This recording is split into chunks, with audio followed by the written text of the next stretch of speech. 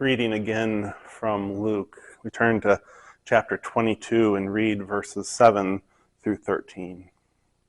The day of unleavened bread arrived when the Passover had to be sacrificed.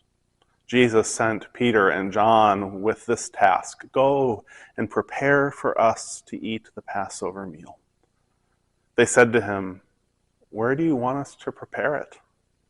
Jesus replied, "When you go into the city, a man carrying a water jar will meet you.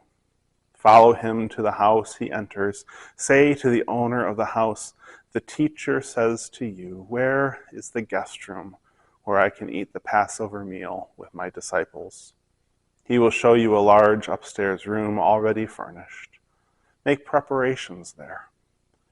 They went and found everything just as he had told them, and they prepared the Passover meal. Why is this part of the story important?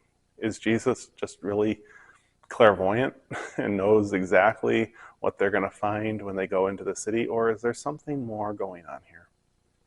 I think when we think about what Passover is a meal remembering the exit of the Israelites out of Egypt, out of slavery to Pharaoh.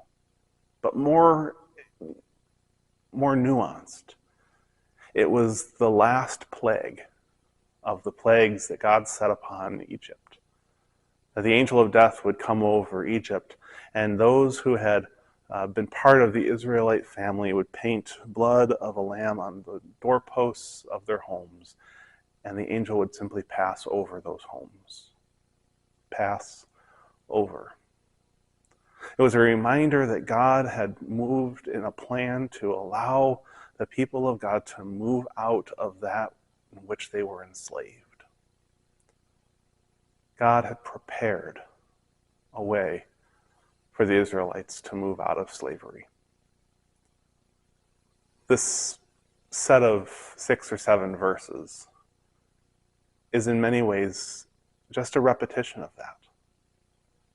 God in Jesus Christ reminding his disciples that he is preparing for a Passover. He is putting into a process. He's putting into place the beginning of freedom from slavery to sin and death. They go and they prepare the Passover meal, and they find everything just as Jesus had said it would be.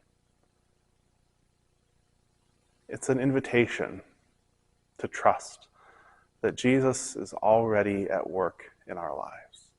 It's an invitation to trust that God is already up to something and moving us out of slavery to whatever enslaves us.